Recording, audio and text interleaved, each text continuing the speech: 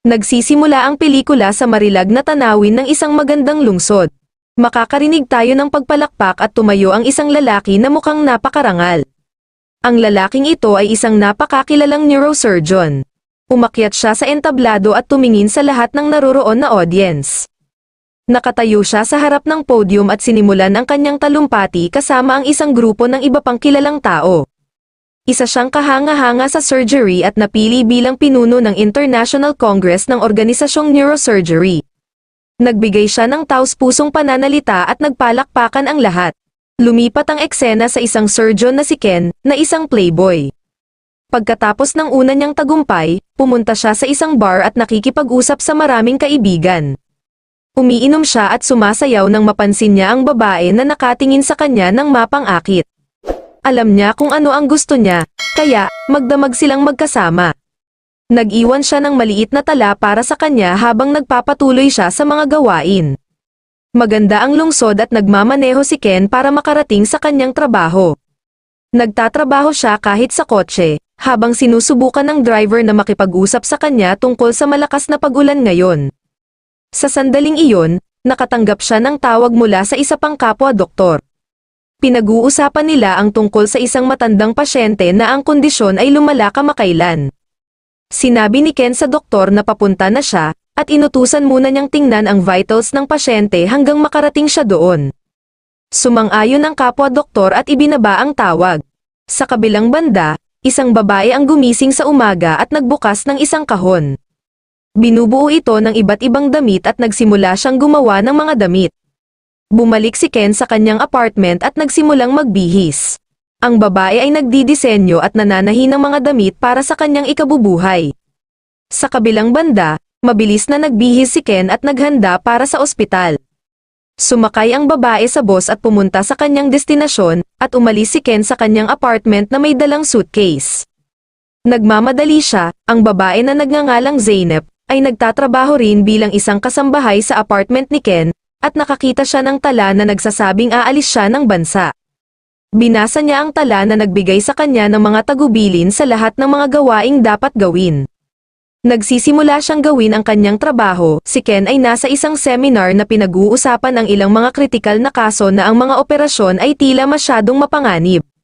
Ikinwento niya sa board ang tungkol sa kanyang mga plano, nang biglang sumingit sa kanya ang kanyang kaibigan at kasamahan na si Tufan. Nagsisimulang magdebate ang lahat sa procedure at sa posibilidad na mabuhay ang pasyente. Sa wakas ay nakagawa na sila ng conclusion at umalis si Ken sa pulong. Binuksan ni Zeynep ang mga bintana sa kanyang apartment at naramdaman ang malamig na simoy ng hangin na humahaplos sa kanyang mukha. Patuloy siyang nagtatrabaho sa apartment at inaasikaso ang mga gamit niya.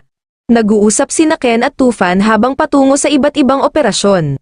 Magkasama silang nag-uusap at nagtatawanan, habang nilapitan sila ng isa pang kapwa-doktor at binabati siya sa pagkapangulo ni Ken.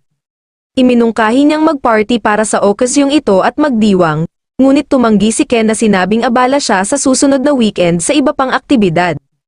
Hindi lang siya isang surgeon kundi isa ding napakasipag na propesor. Sinusubukan nilang kumbinsihin siya ngunit hindi nila magawa. Naiintindihan siya ng doktor at nagpaalam na siya. Sinabi sa kanya ni Tufan na ang kanyang kasamahan, si Baron, ay single at medyo cute, ngunit walang pakialam si Ken. Nagpapatuloy siya at may napaka-hectic na schedule.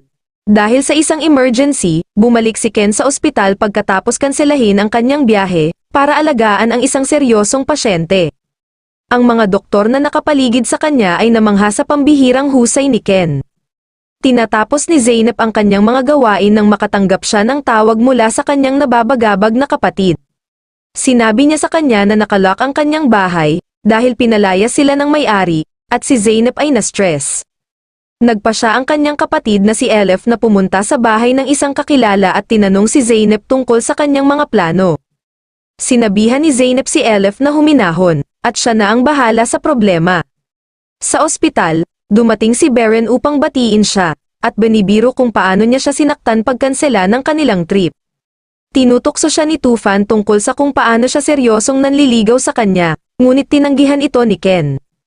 Hindi alam ni Ken kung sino ang dadalhin sa party dahil hindi naman siya interesadong mag-settle down. Sinabihan siya ni Tufan na manatili na lang sa Berlin at magplano ng hinaharap. Hindi na masyadong nag-isip si Ken at umuwi na siya. Sa apartment, bumalik si Ken para makita si Zeynep na natutulog sa sopa. Natigilan siya nang makita siya doon, tinitigan siya nito at sinubukang gisingin ngunit mahimbing siyang natutulog. Kumuha siya ng mga larawan nito at ipinadala ang mga ito sa kanyang assistant na si Selma, para tanungin kung sino siya. Sinabi niya sa kanya na siya ay isang housekeeper. Pinayagan siyang matulog ni Ken hanggang umaga, ngunit pagsapit ng umaga, ginigising niya ito sa pamamagitan ng paggawa ng maraming ingay dahil ayaw niya itong kamprontahin. Nataranta siya habang nakikita si Ken, at nauutal na sumasagot. Hiniling niya sa kanya na huminahon at huminga ng malalim bago magsalita. Ipinaliwanag nito sa kanya ang sitwasyon at sinabi sa kanya na iyon ang unang beses na nanatili siya roon at hindi kailanman nagnakaw. Tinanong siya ni Ken kung magkano ang utang niya at sinabi sa kanya ni Zeynep ang lahat. Plano niyang humingi ng tulong sa ibang tao at nangakong hindi na siya magpapalipas ng gabi sa kanyang apartment. Ngunit nakakuha si Ken ng ideya, kailangan niyang kumuha ng +1 sa party at ayaw niyang bumalik sa Berlin, at ang tanging posibleng solusyon ay kunin si Zeynep.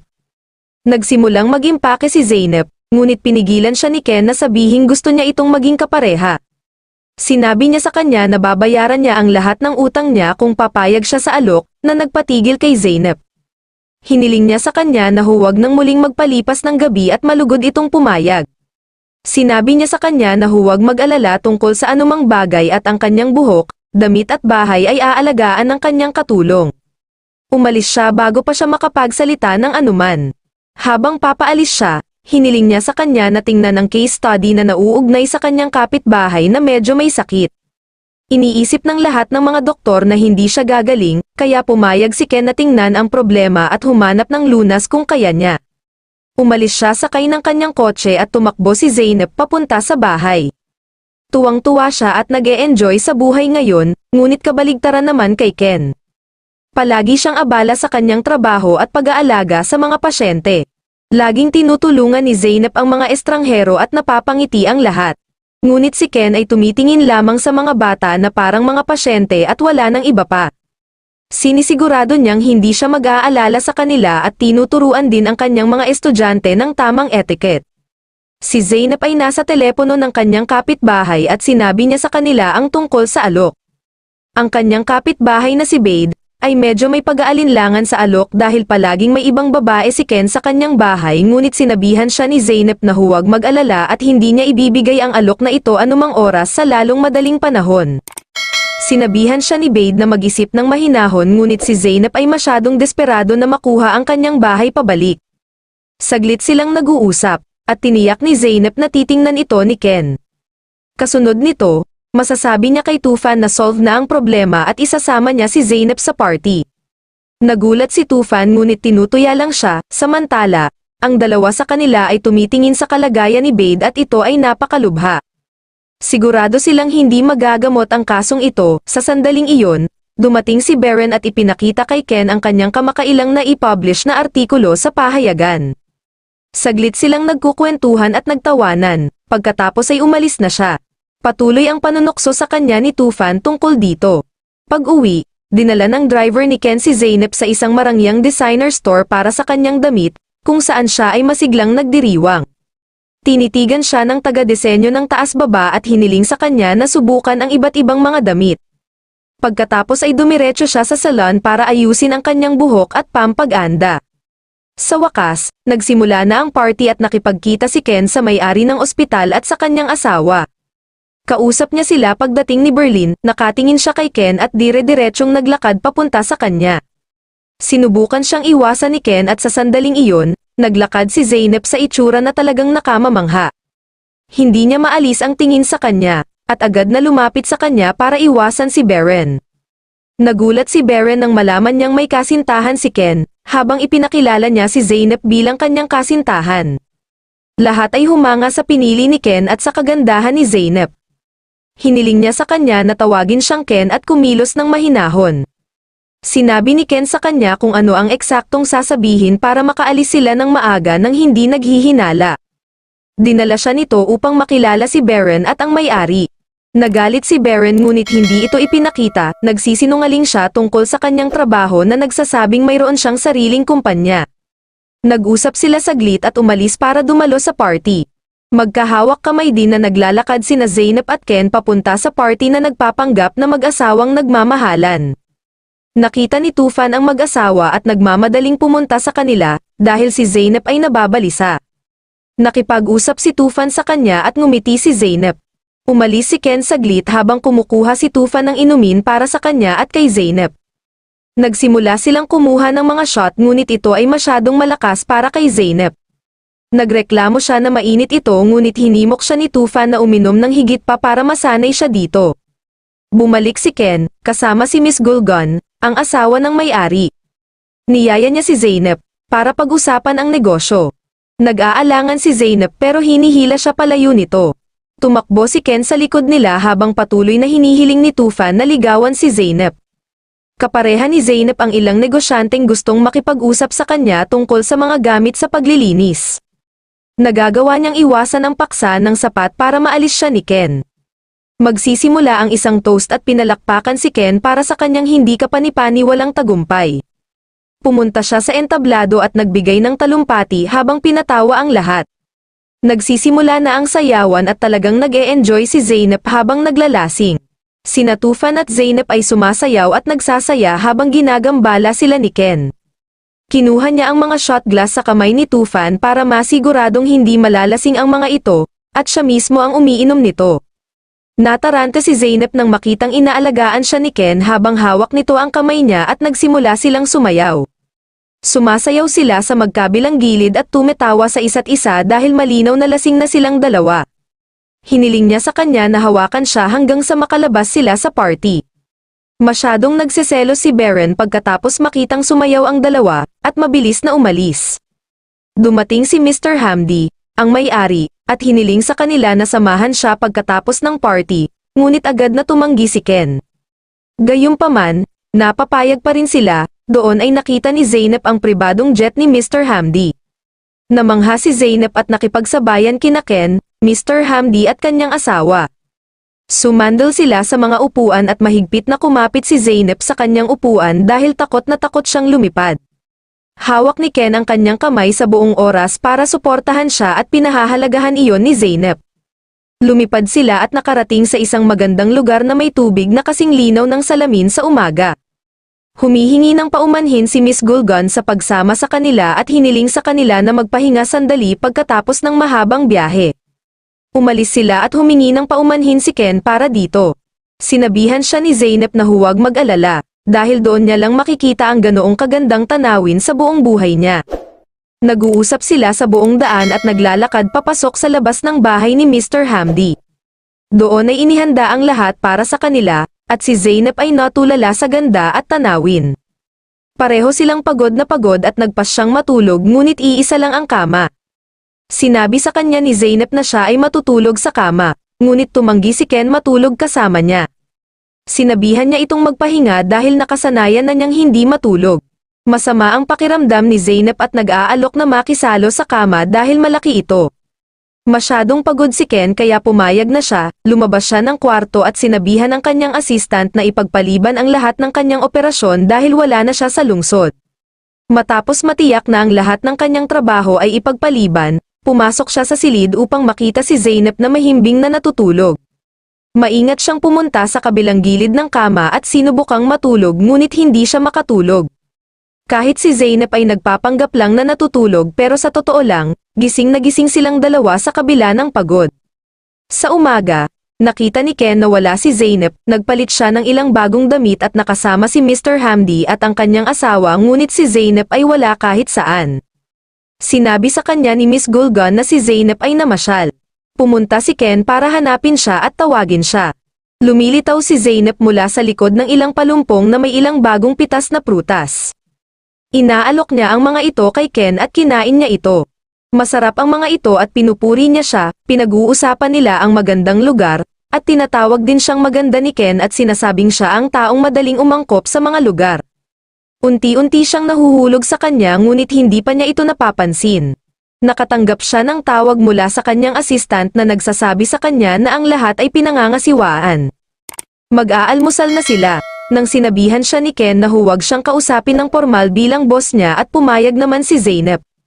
Ikinwento niya sa kanya ang tungkol kay Bade na ang kondisyon ay napakalubha, bagamat ang tumor sa kanyang utak ay hindi cancerous, ito ay napakabihira. Sinabi niya sa kanya na huwag magpa-opera at hayaan siyang mabuhay sa natitirang bahagi ng kanyang mga araw sa kapayapaan at kaligayahan dahil may ilang buwan na lang siyang mabubuhay. Tumulo ang luha sa kanyang mga mata pero mabilis niyang inayos ang sarili. Pagkatapos ay sumama sila kay Mr. Hamdi sa almusal. Lahat ay pinupuri si Zeynep sa kanyang kagandahan at tinanong siya ni Mr. Hamdi tungkol sa view. Pinahahalagahan niya ito at sinabihan silang magluluto siya ng hapunan ngayong gabi. Sumasang-ayon si Mr. Hamdi na may mga bagay siyang dapat pag-usapan kay Ken. Natapos sila ng almusal at maya-maya ay pumunta na sila sa kani-kanyang paraan. Si Zeynep at Ken ay gumigala sa lungsod at magsaya ng magkasama. Pumunta sila sa mga tindahan at binibili siya ni Ken kahit anong gusto niya. Nagpasalamat siya sa kanya para dito at namamasyal sila. Hindi nagtagal, napagod si Ken at humiling na huminto. Hindi pagod si Zeynep at hiniling sa kanya na magpatuloy dahil napakaraming lugar na mapupuntahan. Maaaring sabihin sa kanya na palagi siyang abala at hindi kailanman nakakapag-ehersisyo. Kung hihinto siya, maaaring tumigil din ang buhay ng isang tao. Naiintindihan ni Zeynep ngunit patuloy siyang hinihimok na maglakad. Humihiling siyang magpakuha ng larawan ngunit tinanggihan niya ang pagsasabing gusto niyang mabuhay sa sandaling ito. Gayunpaman, iginiit ni Ken na gusto niyang makipag-picture kasama siya.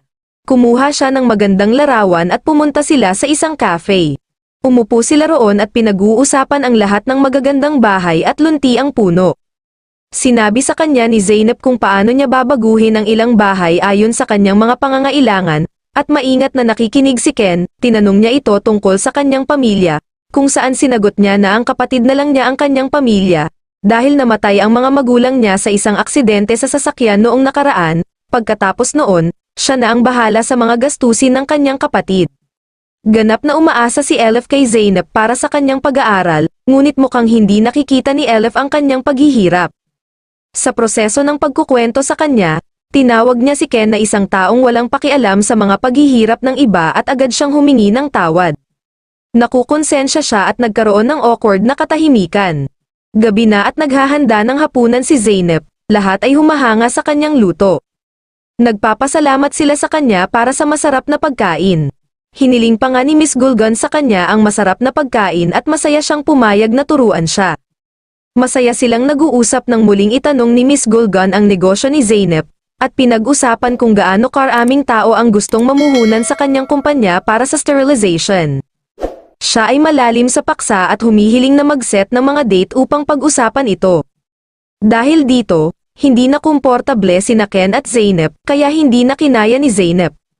Sawa na siya sa mga kasinungalingan at sinabi niyang wala siyang kumpanya at nagtatrabaho lang siya sa apartment ni Ken bilang tagapaglinis. Namuo ang tensyon dahil nabigla ang lahat at nararamdaman ni Ken ang awkwardness. Nagdahilan si Zeynep at naglakad palayo sa gitna ng katahimikan dahil walang alam kung ano ang sasabihin. Pumunta siya sa kanyang silid at nagpanik habang tumatakbo rin si Ken. Sinabi niya sa kanya na hindi siya makakasabay sa mga kasinungalingan at naisip niya na haharapin niya ito ngunit hindi. Lubos siyang humihingi ng paumanhin, ngunit humihingi si Ken ng paumanhin sa halip dahil sa pagkaladkad sa kanya sa lahat ng kaguluhang ito. Sabi niya, ayaw niyang tanungin siya ng mga tao kaya nagsinungaling siya sa pag-aakalang hindi sila magkakagulo.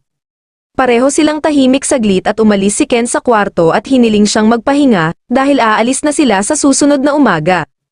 Sa gabi, pinag-uusapan ni na Mr. Hamdi at Ken ang ilang legal na usapin at sinabihan niya si Ken na aliwin si Zeynep dahil napakabait niyang babae at hindi siya nararapat na malungkot.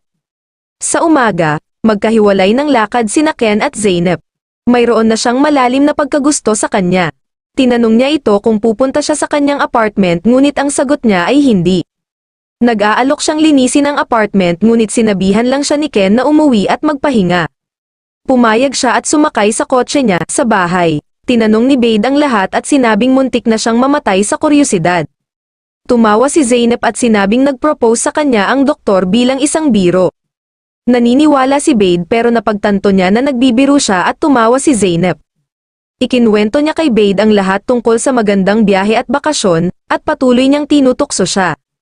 Pinigilan siya ni Zeynep at sinabing ginagamit lang siya ni Ken laban sa mga babaeng may gusto sa kanya, at lambat lang siya para hadlangan ang mga langaw, ngunit walang pakialam dito si Bade. Sinabi niya na tiyak na mahal siya nito ngunit walang pakialam si Zeynep. Hindi nagtagal ay nagtanong si Bade tungkol sa CD at hindi alam ni Zeynep kung ano ang sasabihin. Sumasagot lang siya na nagsasabing pareho lang ito at walang bago, dahil napagtanto niyang malamang na wala na siyang maraming oras para mabuhay. Sa sandaling iyon, pumasok si Elif at niyakap si Zeynep na nagsasabing natanggap siya sa isang American University at nagdiwang silang dalawa. Tumalon sila sa tuwa ngunit tahimik na umiiyak si Bade habang papalapit na ang kanyang buhay. Sa ospital, nakaupo si Ken sa parke ng ospital, kumakain ng mag-isa nang pumasok si Tufan. Sinabi niya kay Ken ang tungkol sa lahat ng nagchichismis tungkol kay Zeynep, at nangakong hindi niya ihahayag ang kanyang pagkakakilanlan. Tinutokso niya si Ken sa pagdadala sa kanya sa isang bakasyon, sa kabila ng sinabi niyang hindi niya ito plano. Tinukso ni Tufan si Ken na sinabing in love siya kay Zeynep, kaya malaki ang pinagbago niya, ngunit naiirita si Ken tungkol dito, ayaw niyang pag-usapan ito dahil ayaw niyang aminin na in love siya sa kanya. Lumayo siya habang patuloy siyang pinagtatawanan ni Tufan dahil sa wakas ay nahulog na siya sa isang tao. Pumasok siya sa loob ng ospital at binati ang lahat ng may kabaitan, at lahat ng kawani ng ospital ay nabigla sa matinding pagbabago sa ugali na ito. Magalang siyang nakikipag-usap sa isang bata at niyakap niya pa ito. Kinagabihan, magkasamang nakaupo sina Bade at Zeynep at nag-uusap tungkol kay Elif. Pumunta siya para magdiwang kasama ang kanyang mga kaibigan, at tinatahi ni Zeynep ang paboritong kamisete ni Elif para bumagay sa kanya. Sa kabila nito, tinanong siya ni Bade kung kailan niya sasabihin kay Elif ang tungkol sa isang seryosong bagay. Binago nito ang buong mood ni Zeynep, sinabi niya kay Bade na hahayaan niya si Elif, dahil ang pagsasabi sa kanya ng sikretong bagay ay parang pagnanakaw sa kanya ng kanyang hinaharap. Hinimok ni Bade si Zeynep na sabihin ito kay Elif sa lalong madaling panahon. Nag-uusap sila sa topic nang tumawag si Ken, sinagot ito ng dalaga, at nalaman niya na na-pressure si Ken sa pagluluto ng ilang halamang gamot mula sa isla na dala ni Zeynep. Sinabi niya sa kanya na gusto niyang magluto nito ngunit walang karne sa kanilang bahay. Sinabi niya sa kanya na ang pressure cooker ay gumagawa ng kakaibang ingay at sinabi sa kanya ni Zeynep na lumabas sa kusina dahil maaari itong sumabog.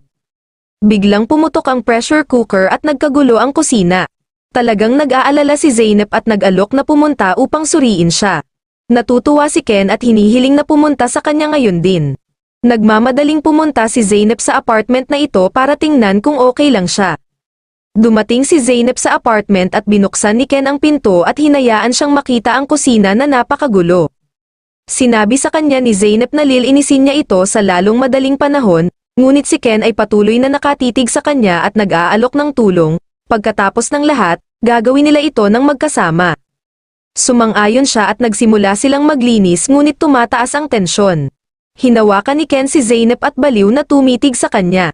Namula si Zeynep at naghalikan silang dalawa, magdamag silang magkasama at nag-iibigan. Nagising siya kinaumagahan at nakita niyang wala na si Ken. Nasa operasyon na siya at pakiramdam niya ay pinagtaksilan siya sa pag-aakalang ginamit niya rin siya. Hindi masaya si Ken sa sitwasyon dahil napagtanto niya ang lahat ng komplikasyon na maaaring idulot sa kanya ng relasyong ito. Galit na galit siya at sinisigawan ang lahat ng kanyang mga kasamahan. Nakaupo siya sa park na mag-isa habang nakatitig sa kanyang larawan. Pakiramdam ni Zeynep ay nag-iisa at naiinis habang nililinis niya ang natitirang kalat. Lumapit sa kanya si Tufan at hiniling sa kanya na huwag saktan ang kanyang puso ngunit ipinagtapat ni Ken ang nangyari sa pagitan nila. Pareho silang nakaupo sa katahimikan dahil alam niyang dinurog niya ang puso nito. Nang gabing iyon, nagtatrabaho si Ken nang bigla siyang binisita ni Beren. Pumasok siya at hindi alam ni Ken kung ano ang sasabihin. Ibinuhos niya ang alak na dinala niya, at sinubukang magmukhang kaakit-akit ni Beren ngunit si Ken ay may nararamdaman para kay Zeynep. Nagsisimula silang uminom at nag-uusap tungkol sa larangan ng medisina. Sa sandaling iyon, Nakatanggap siya ng tawag na nagsasabing ito ay isang emergency at kailangan niyang pumunta. Naisip ni Ken na ito ang perpektong sandali para tumakas at sabihin kay Baron na kailangan niyang umalis. Nagmamadali siyang pumunta sa ospital at sinabihan si Baron na magpahinga sa kanyang lugar kung siya ay pagod. Nagsuot siya ng damit panloob at natulog sa kabilang banda, hindi makatulog si Zeynep at patuloy na iniisip si Ken. Patakbong pumunta si Elif sa kanyang kwarto at nagsasabing hindi siya makatulog at may plano siyang dalhin din siya sa US. Idinagdag ni Elif na gagawin niyang masaya si Zeynep sa Amerika at hindi na niya kailangang gumiling gaya ng ginagawa niya ngayon, ngunit sinabi ni Zeynep na masaya siya sa kanyang buhay. Niyakap siya ni Elif na nagsasabing hindi siya nagrereklamo. Sa umaga, iniwan ng tusong Baron ang kanyang mga damit sa kanyang kwarto at nang aalis na siya, pumasok si Zeynep. Sinabi niya kay Zeynep na nasa ospital na si Ken at humingi ng paumanhin, na ginawa nilang gulo ang lugar para ipahiwatig ang kanilang ginawa, kahit kasinungalingan lang. Walang sinasabi si Zeynep, pinagtatawanan siya ni Baron at lumabas. Pumunta si Zeynep sa kwarto para tingnan ang kanyang damit panloob kasama ang isang tala na naka-address kay Ken. Inihagis niya ang note at humagulgol ng humihikbi.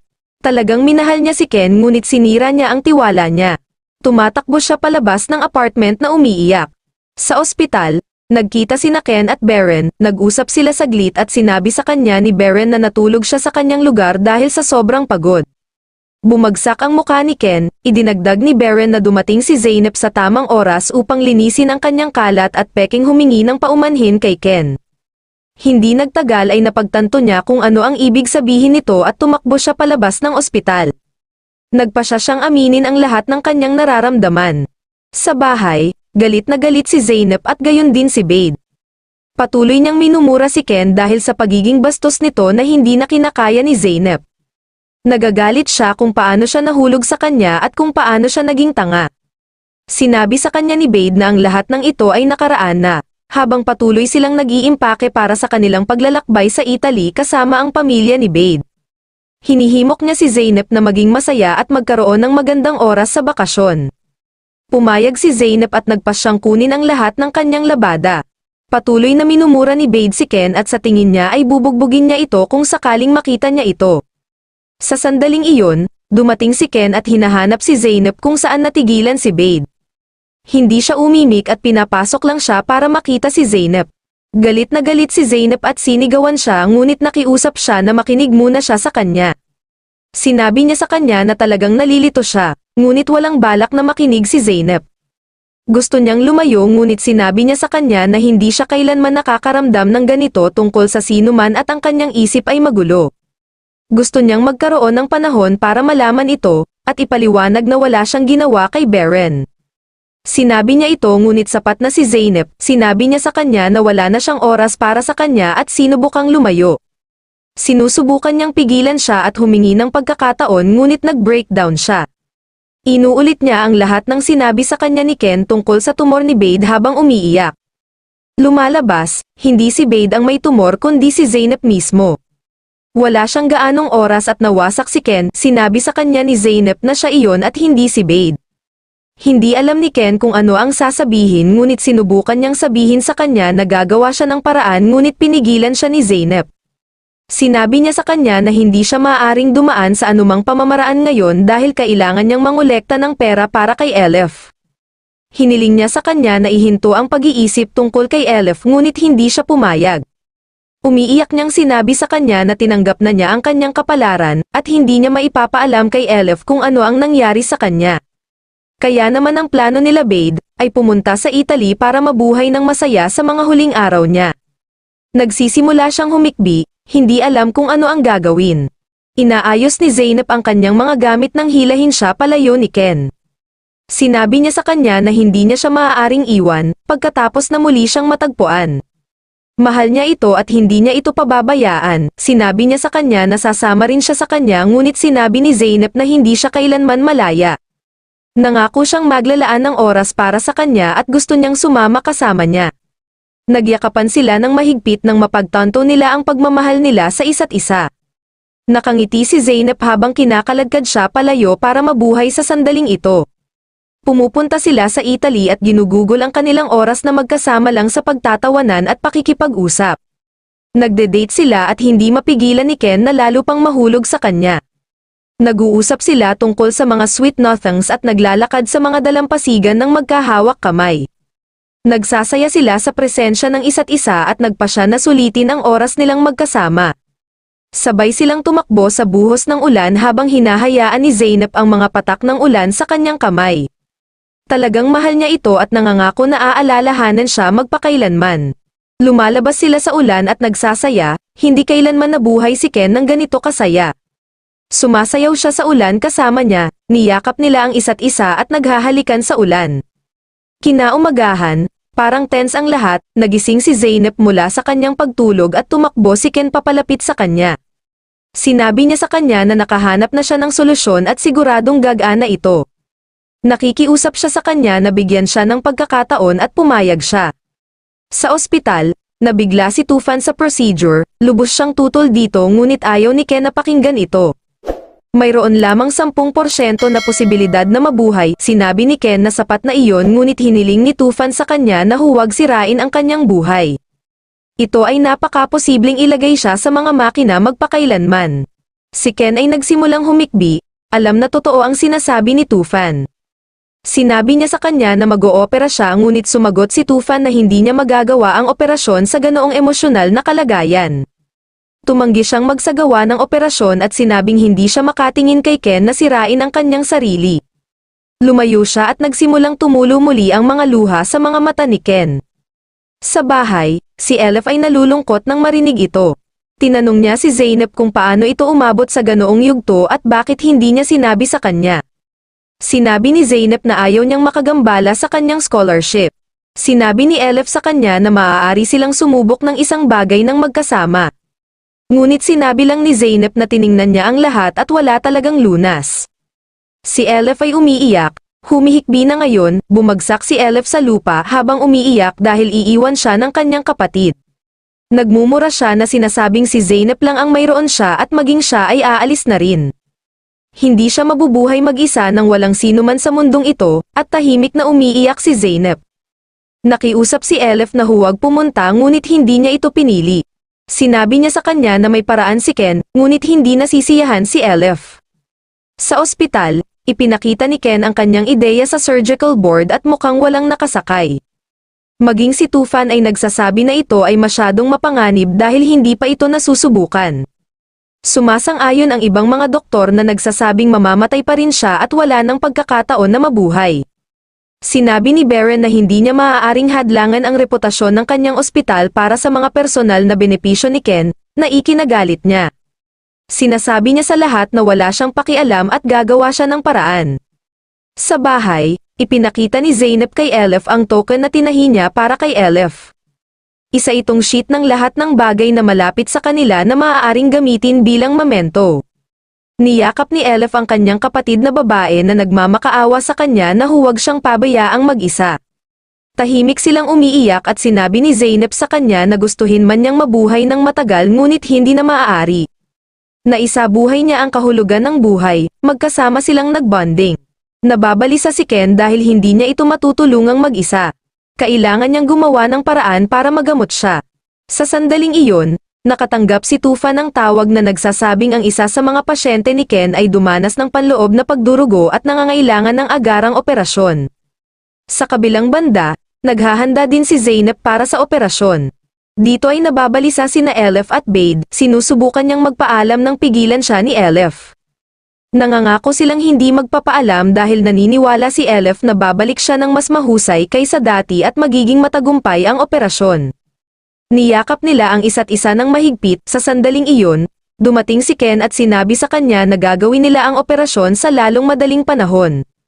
Umalis sa kwarto sina Elif at Bade habang hinahaplos ni Ken ang kanyang mukha. Sinabi niya sa kanya na wala siyang anumang gusto at sinasabi sa kanya na lahat ng bagay ay nangyayari ng may dahilan, kahit mamatay siya.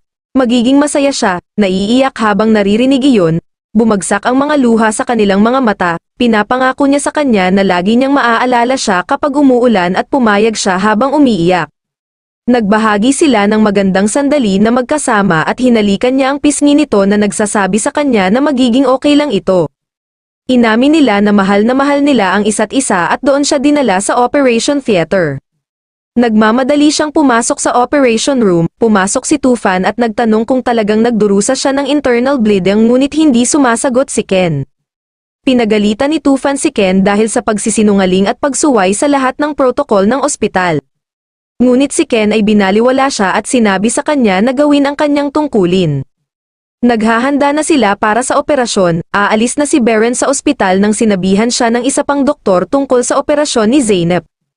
Agad niyang tinawagan ang surgical room at tinanong si Tufan kung talagang nagdudusa siya ng internal bleeding. Sinabi ni Tufan sa kanya ang totoo at binyantaan ni Beren si Ken na sinasabing ginugulo niya ang board, at kukunin niya ang kanyang lisensya. Masasabi lang ni Ken na gagawin niya ang pananagutan at ibababa ang tawag kay Tufan. Ang operasyon ay nagiging mas matindi habang lumilipas ang oras at ito ay napakahigpit. Ang operasyon ay nagpapatuloy ng maraming oras at ginagawa ni Ken ang lahat ng kanyang makakaya. Sinusubukan niyang manatiling matatag ngunit hindi niya magawa. Lumabas siya ng operation room dahil sa pagkabigo dahil mukhang hindi nagtagumpay ang operasyon. Patuloy siyang nag-iisip ng maraming iba pang bagay na maaaring makatulong.